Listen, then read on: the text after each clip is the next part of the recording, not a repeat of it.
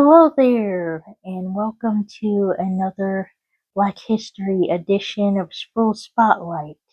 And today I will be reading for you guys about Mary McLeod Bethune.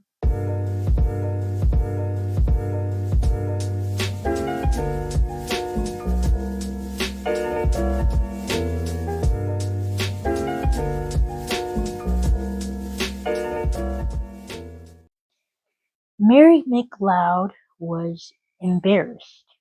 A little girl had offered to share a book with her, but Mary could not read.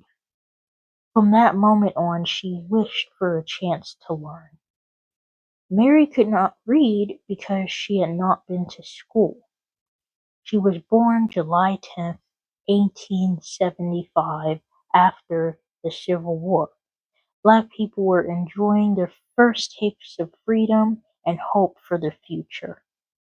Mary's mother and father were poor field hands who lived in a little shack on a cotton plantation.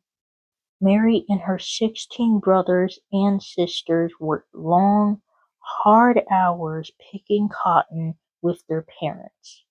It was a childhood full of hardship. When Mary told her parents of her great desire to learn, they sent her to school. She gladly walked 10 miles each day for an education. She loved school and dreamed of being a teacher.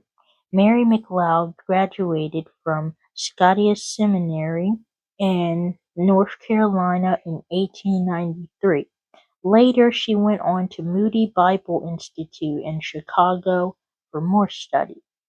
In 1904, Mary McLeod, then Mrs. Bethune, started her own school in Daytona Beach, Florida. She rented an empty shack near the town dump for $1.50 a month. Her first pupils were 5 little girls and her own son. With some help from friends, both black and white, her school grew in a few short years to become quite large. A new building replaced the old shack. Mrs. Bethune named it Faith Hall because prayer and work is what made it possible.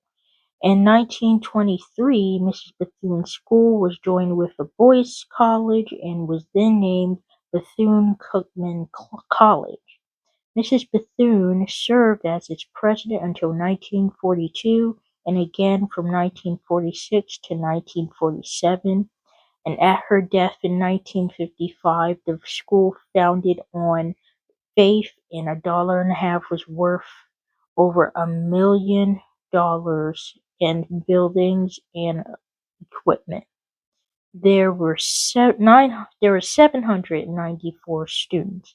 The school's usefulness to thousands of black students throughout the South could not be measured in dollars and cents.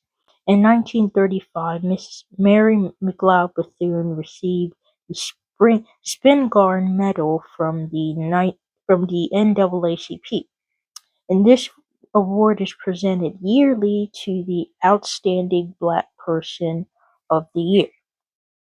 Mrs. Bethune also founded the National Council of Negro Women and became its president. The little girl who could not read became a forceful woman who served 3 presidents as a special advisor. Herbert Hoover asked her to a White House conference on child health and protection.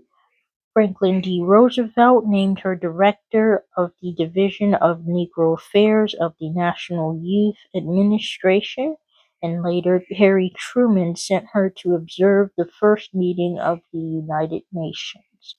Mary McLeod Bethune had faith in the value of every person. To use her own words, invest in a human soul, and it may be a diamond in the rough. Thank you all so much for joining in for this Spruill Spotlight Black History edition, and hope you tune in and watch the other episodes of this series, and I hope you have a good one.